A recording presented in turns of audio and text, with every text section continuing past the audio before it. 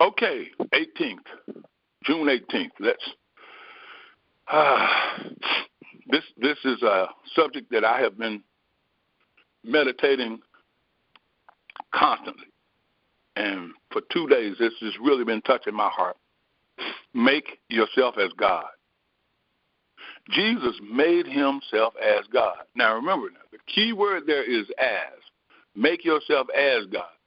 Don't make yourself God, because then you're going to pretty much make a fool or an idiot or do something that you can't recover from.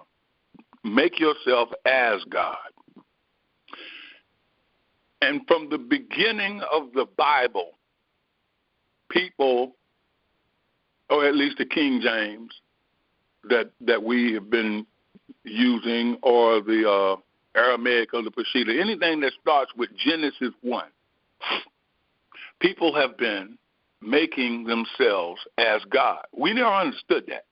I didn't understand that until a couple of days ago, and I went into this and I kept thinking about it, just contemplating it constantly. How do you make yourself as God? How did he do that? And it came to me in a flash of light yesterday when I was sitting and I was thinking about it. And I was like, how do you make yourself as God?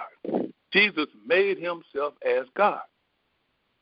So then Spirit took me all the way back, and we started at Genesis 1. And the light went on. And it was like a voice or an idea or a thought, but it's very powerful. And it says, you must realize that Genesis 1, this is a man writing these words.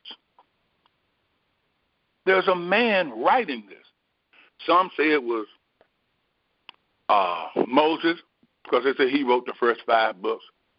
Joel Goldsmith said it was some guy, second Isaiah.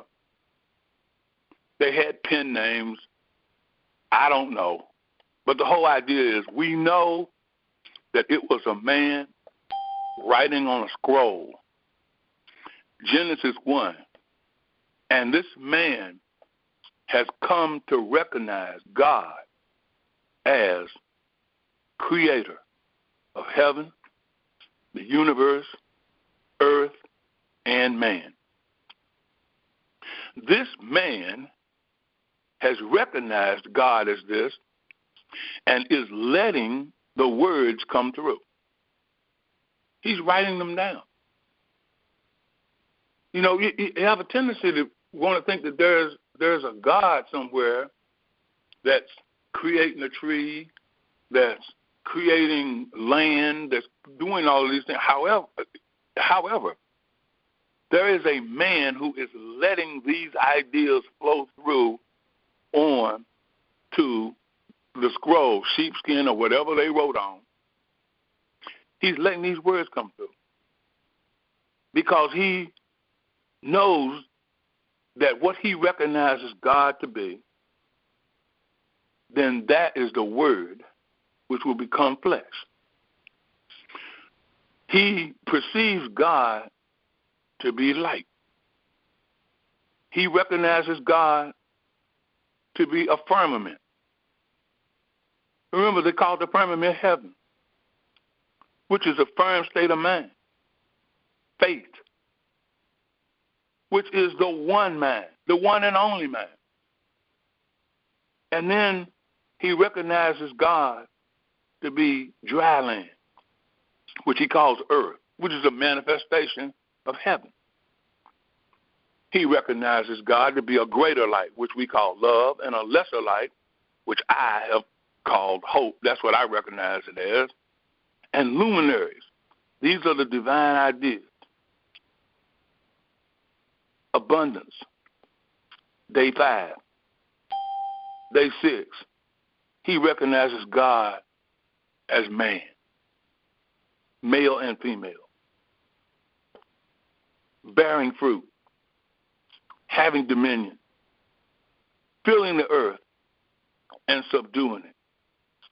And then he recognizes God in a resting state, calling everything very good, and in the Aramaic, calling it very beautiful. You see, this man recognizes God to be all that we just stated, and all of that came through, and he wrote it down. Let's take a look at some other people. Noah recognized God as a preacher of righteousness, and it showed up as Noah preaching righteousness.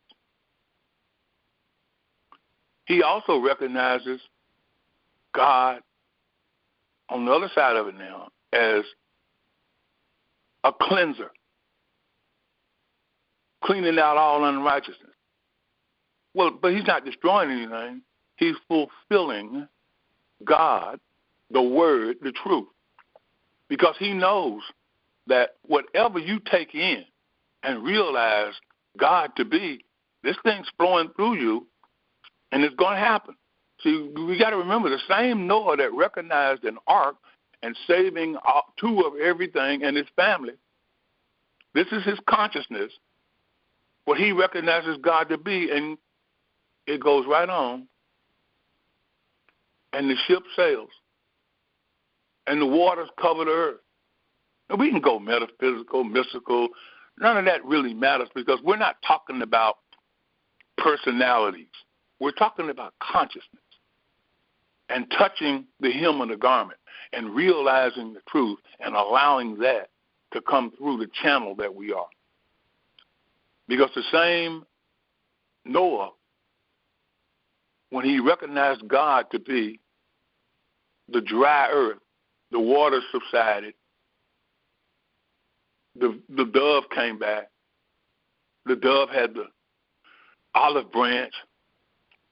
Olive oil is the joy of gladness and peace. And then he plants a garden, a vineyard,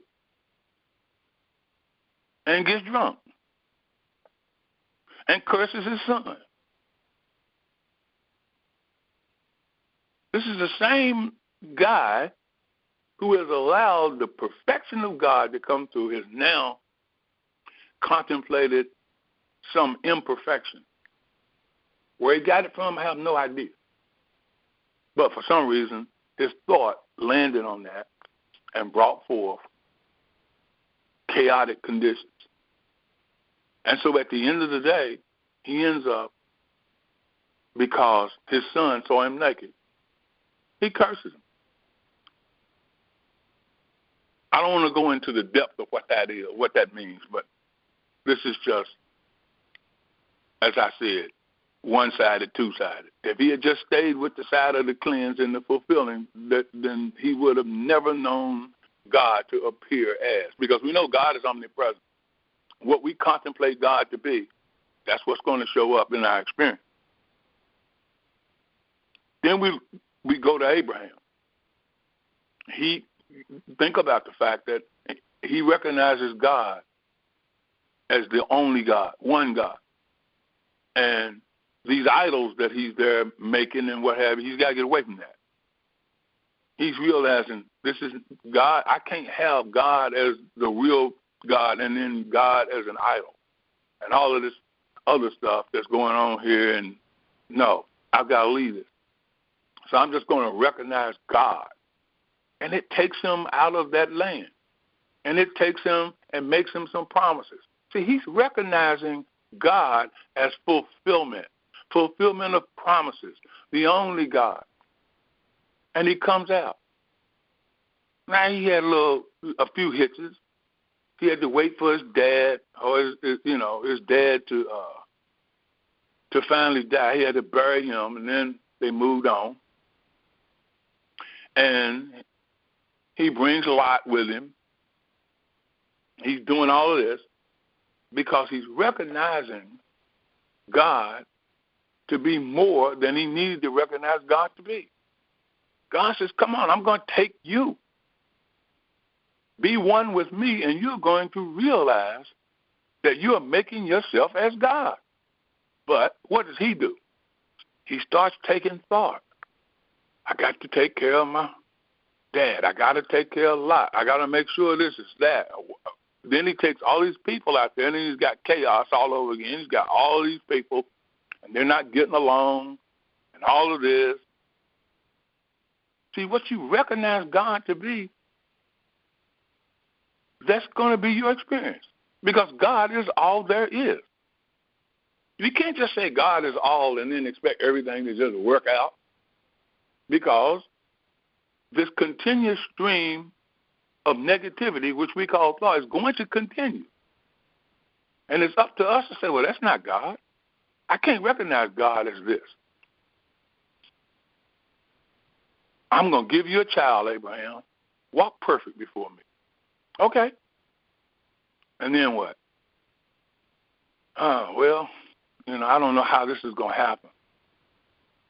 Sarai is too old, and I'm old. Well, here comes Sarai. Well, you know what? Why don't you, I'll let you go into my handmaid, and then you can have the child. We're going to help God. See, I'm recognizing God as somebody who needs help, recognizing God as can't quite get the promise made, so you go ahead on. They make a child, and then what happens? This thought just keeps on coming. We call it jealousy, envy. Well, I'm jealous of this woman because she can get pregnant and I can't. It's amazing, isn't it? Just contemplating God to be something other than the one true perfection, completeness. Here it all is. Genesis 1, day 1, day 5, day 7, done. Nothing negative in there whatsoever that this man has contemplated about God. And Abraham had to go through his woes and had to work his way through and had to do all of this. But he got it together. Here I got to do what? I got to get rid of the handmaiden and her son. And Isaac is going to be laughter. He makes my life happy, and all of this. God didn't say anything about any of that. God just said, I am going to make you the father of many nations, and I don't need you to help me. Now, just for,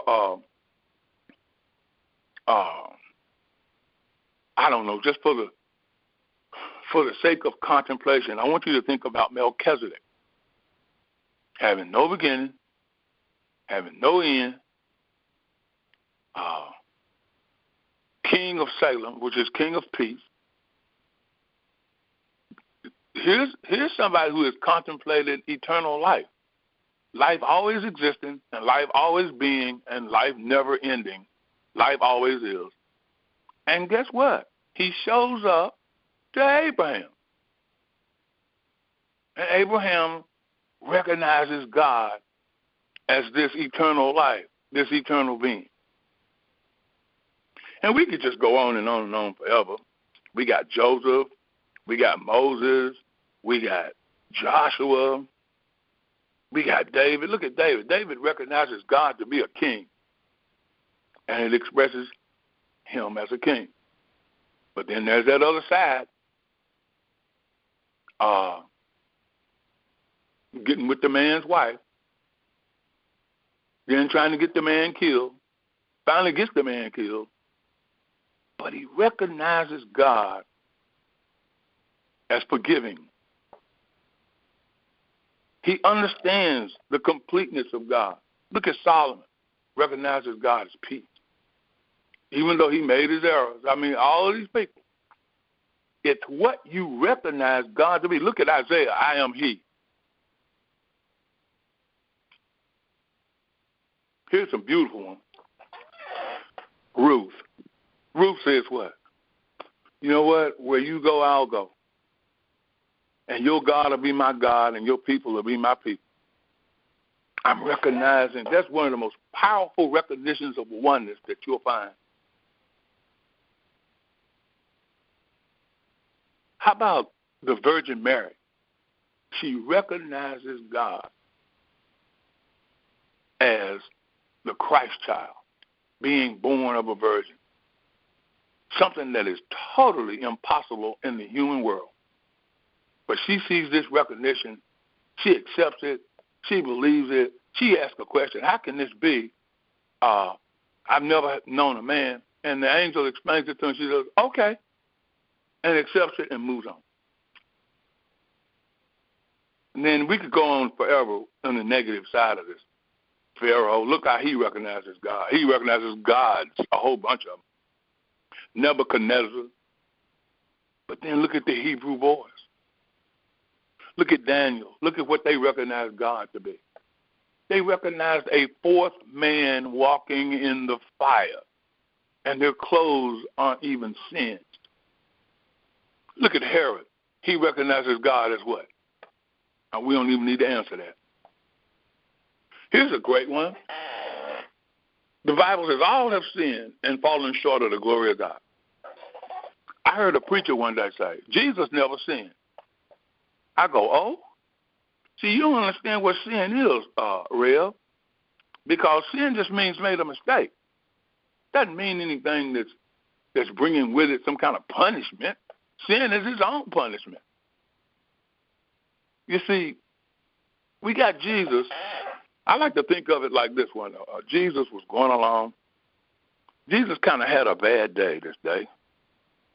He and his disciples were going to Jerusalem, and they got hungry. And he decides that he's going to get a fig off of the fig tree. He sees the fig tree. The leaves are in season, but there are no figs on it. So Jesus looks up at the fig tree and says, no man eat fruit from you from this day forward. That kind of sounds like I went to the cupboard and it was bare and I got mad and I just, what did I do?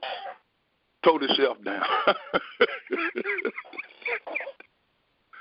I mean, why am I going to curse the fig tree? Sure, we can get a lesson out of it, and the lesson that I get out of this, and maybe I'm wrong and maybe I'm making a mistake, but the lesson I get out of this is you speak and you believe and you know that if you make yourself as God and you say something and believe it and have no doubt about it, boom, it comes into your experience. So I'm going to kill off the tree. Let me ask you a question. Let's say you have an apple tree in your yard, and there's apples on it. And then one day, some people come by. They say, oh, wow, there's an apple tree. You know, we hungry. And so you don't have a fence up around your yard, so they just cut across your yard. They went to get apples, and there were no apples on it, but it's the time for apples. So they cut your tree down. I don't think you would like that. And so the point I'm trying to make is there was no need to curse the fig tree. Jesus is the guy who said all sinned and fell short of the glory of God. You look at how many times I have not done what I was supposed to do. God didn't curse me. Let's go on and see how, his day gets a little worse. Because he gets to Jerusalem and he goes in and there's a money changers buying and selling in the church. And he goes in, he makes them a whip, and he beats them out of there and throws them out of there and turns over all of the money changers' tables and just destroys what's going on in there and says, my Father's house is supposed to be a house of prayer, and you've turned it into a den of thieves. So that one place was the house of prayer. That's the only place. When we know that Jesus is evolving into this great Christ, he's losing the parts of him which we call mortal, or that personal self that he was getting rid of. Because The Christ is not going to go in and whip out the money changers. The Christ is not going to curse the fig tree. But we see Jesus on down the road, constantly getting rid of that personal side of himself. In and of myself, the personal self, I can do nothing. But this Father within, he doeth the rest. He's making himself as God. He doesn't know how this thing is going to come into view, how it's going to express itself through his life. He doesn't know. But he accepts the fact that it is. I mean, I didn't know why I kept acting the way I was acting and what have you when I was younger. Then I get older, and then as I move further on in, then I get into my 50s, I get into my 60s. I don't even know that guy from back there in the day. But the guy now, he's realizing he's discarding a lot of the stuff that he thought would make him him, especially the part where he was going to sell all this music and be this great producer and writer and singer and preacher and all this stuff. All of that had to happen. It had to. It needed to be discarded. Remember, on the way back is when they said, the fig tree, it's dried up from the roots. And Jesus said, and I'm telling you to have faith in God, because whatever you say, if you believe it, and you don't have any doubts about it, it's going to express itself in your life. He did not qualify that with whether it's good or bad or whether it's right or whether it's wrong. He didn't qualify that with that. He just said, whatever you say. And that's going to come in because you are recognizing the omnipresence. You're recognizing that there's nothing but God. And so, ignorantly, you are accepting that this person ought to be punished for that which they did. And you're bringing that into your expression. But you don't say, I ought to be punished for that which I did. But because you believe like that, it keeps crashing in. It keeps coming in. It keeps, you having to fix stuff. Every time you look around, something breaks. You fix this, something breaks. Why? Because of the consciousness of what you conceive God to be. You say, well, no, I don't conceive God to be in good and evil. Yes, you do. When you're making those kinds of, you take those thoughts, you act on them, you believe that. You just, and when I say you, I'm talking about people in general, not anybody personally on this class, because moi is the number one proponent of making mistakes. And so, as I look and I see things that I've said that I believe, most of the things that I've said and believed and rested on and took no more thought about was either something very insignificant or something negative. But when it came down to accepting God as creator of the universe, and all perfect, and no negativity, and nothing evil about it, omnipresent, omniscient, omnipotent, what happens? Start taking thought about it. It's like in the movie Tombstone, when Wyatt Earp says, Doc, when we were down there pinned down by the creek, I didn't have time to think. I just got up and I just started walking down and saying, no, I didn't have any time to think. He said, but now Johnny Ringo has challenged me. He said, I had a lot of time to think about it. I can't take him, can I? And Doc goes, no. Why? Because you're thinking about it. You're thinking about what you have to do. And what's going on is you are conceiving God to be the possibility of what if. What if?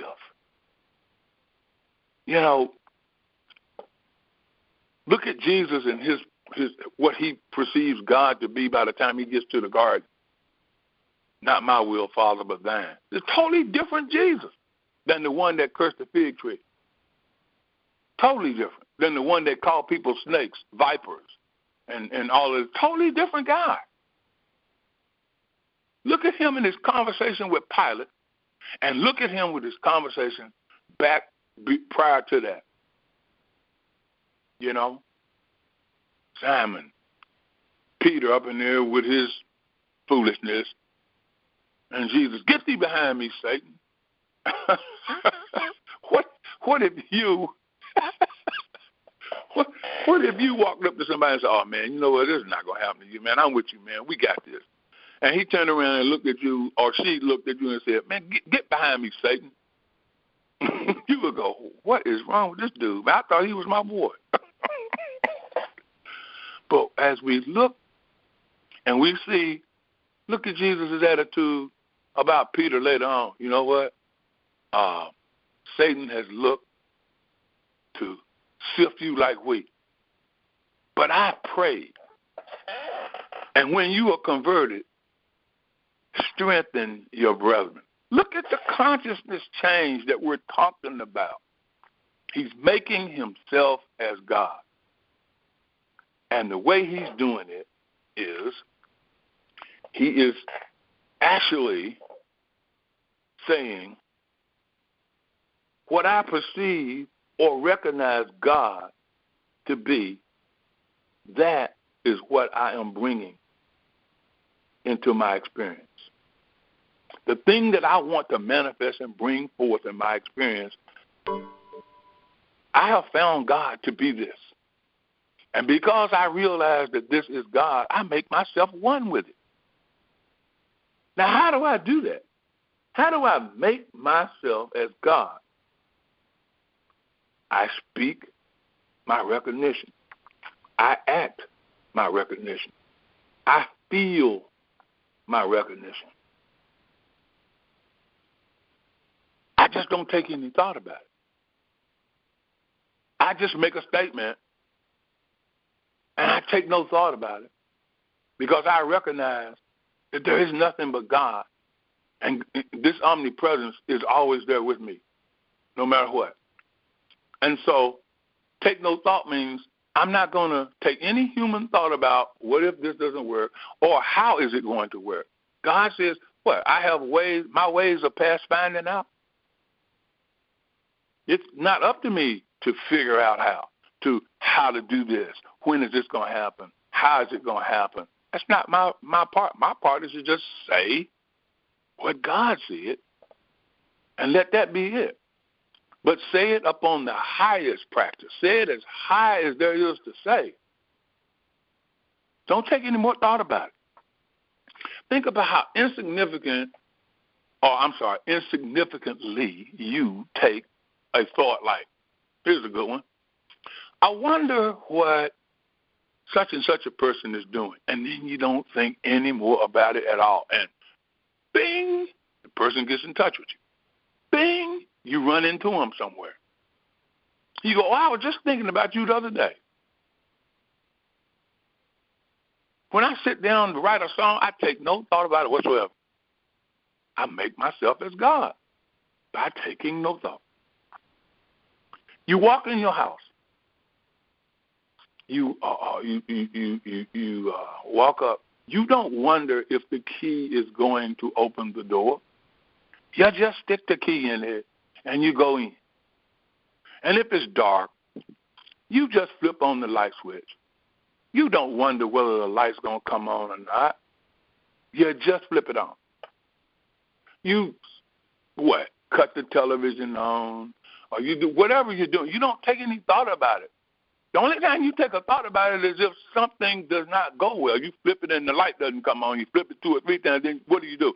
Oh, the bulb must be burned out. So you get another one and you put it in, and you move on.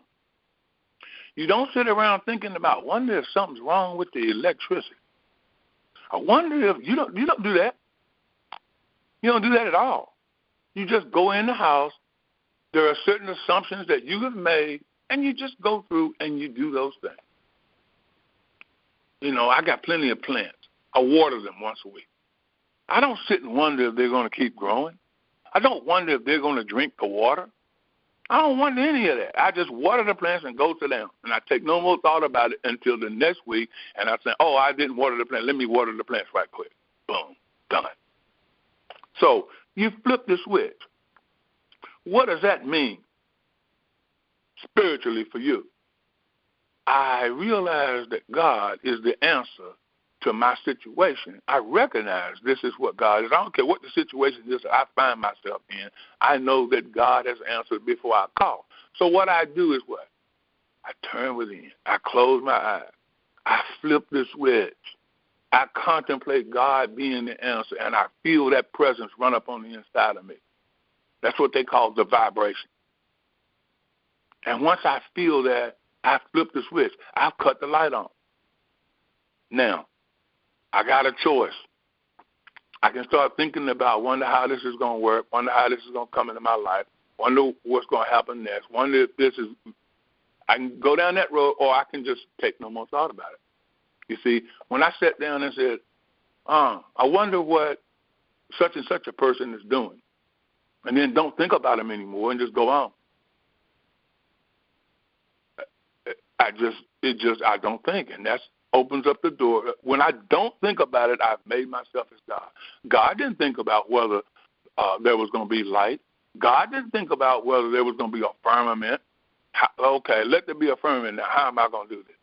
God didn't do any of that. And the guy that was writing it down took no more thought about it whatsoever. He just wrote it down and moved on. And at the end, guess what? He was the one who rested. He rested. On the seventh day, he perceived God as at rest. He took no more thought about it, and what happened? He was at rest. He could live his life resting, knowing that no matter what, anytime I see chaos, I don't need to take any thought about it. I can just do what? Flip the switch. Turn on the light. Feel the presence. In a book I have by Walter Lanyon, I think it's in the one called Thrust in the Sickle, there's an example where in Japan they got this shrine, and you go in, they take you in the first room, and then there's this Buddha, and I forget what color he said the Buddha was, but he's sitting on a lotus. I think he's a golden Buddha, and he's sitting on a lotus. Then you go into the next room, which is a little higher up, and there's a crystal Buddha sitting on a golden lotus. And then they take you in the third room, which they call the highest room. And you get in there, and there's nothing but a mirror. There's nothing but you. And when you perceive God to be you, you're making yourself as God. That's all that's there is a mirror. Nothing else in the room whatsoever but a mirror. I make myself as God, not God now, as God, when I realize my oneness with God. I recognize God as substance. Now, that word substance means substance. It means understands, that which stands under. So we get our word understanding from that. Solomon recognized God as understanding, and he said, in all thy getting, get an understanding. He also asked God, give your servant an understanding heart. I'm a child. My father, David, he knew how to go in and how to come out. I don't know how to do any of that, but I'm just going to trust. Give me an understanding heart. So I am one with understanding, and in that oneness, I let the understanding into expression. When I perceive God to be understanding, when I walk up to something, this is what's lighting up on the inside of me. Even now as we speak, even as I feel this presence tingling on the inside of me right now, what's coming forth to me is, as I take no thought, as I say, I perceive God to be understanding, and I perceive that God understands what needs to happen right here, right now.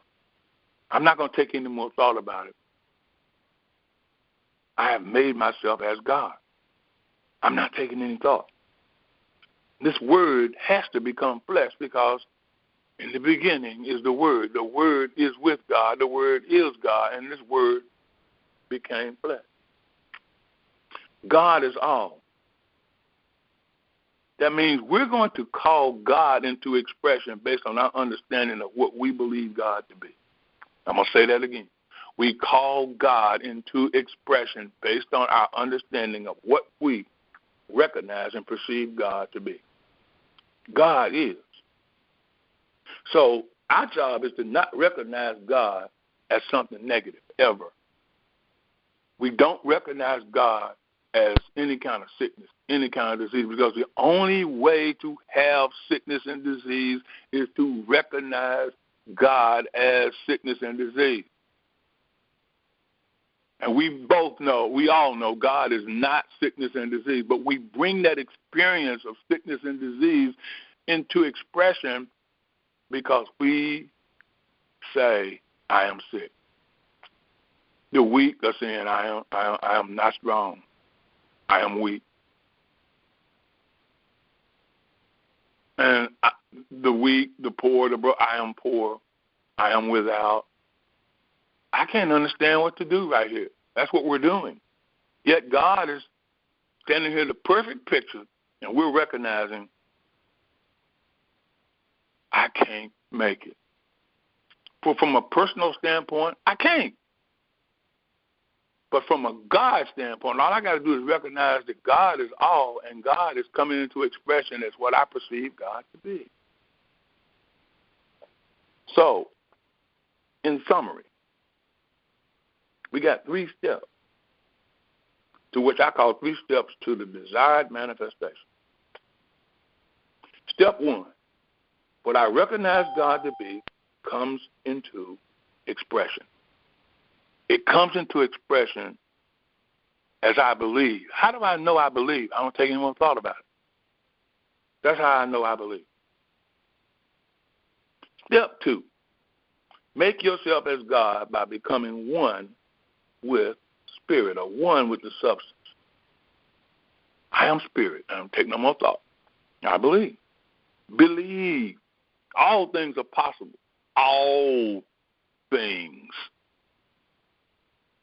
Step 3, God within. I'm going to make contact. I'm going to flip the switch.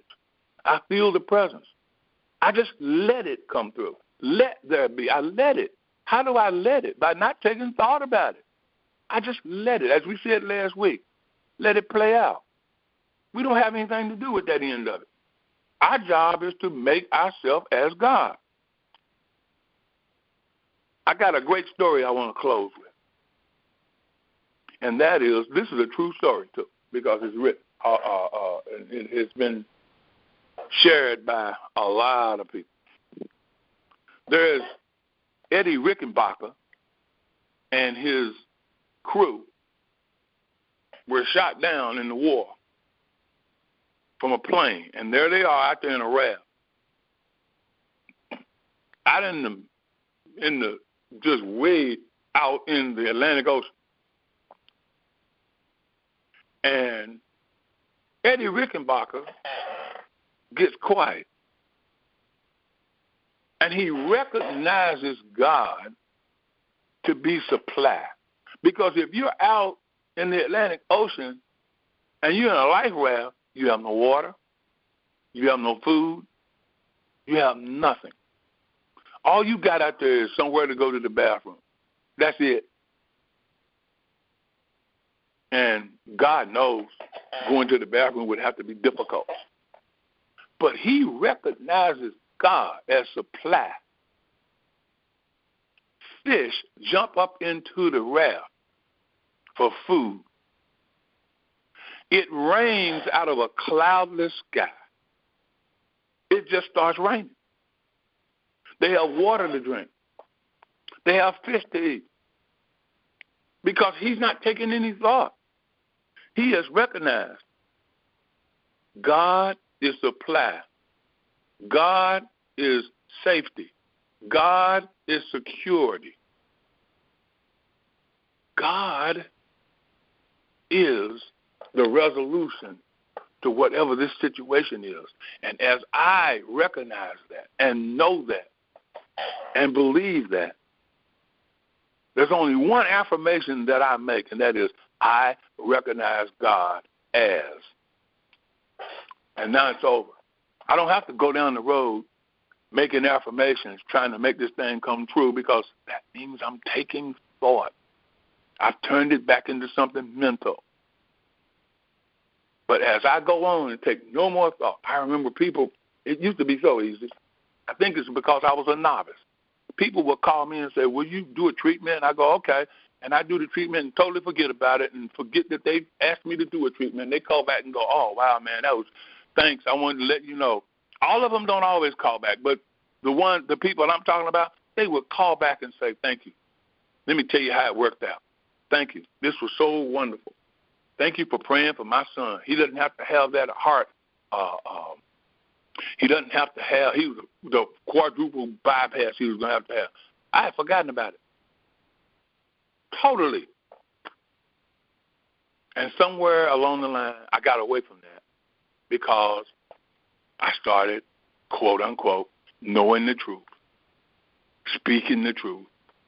Every time something, it would come back to my mind. Joel Goldsmith said when it came back to his mind, he would just push it back out. He would just tell us, I'm not going to take any thought about you, and go on. Make yourself as God. You can't make yourself God, but make yourself as God by, A, recognizing that what I conceive God to be, I bring into my expression because I, B, flip the switch and feel the presence, and C, I feel it. I know it. I'm one with it. And because that's it, and I don't take any thought about how I'm one with God, I don't take any thought whatsoever about how I'm going to eat, where I'm going to get this from, how am I going to make everything work out, how I'm going to get this or get that. I take no more thought. And when the thoughts come out, I push them back out. That's my practice. I didn't say I'm an expert at it, but that's my practice. That's my story, and I'm sticking with it. Make yourself as God. Amen. And so it is.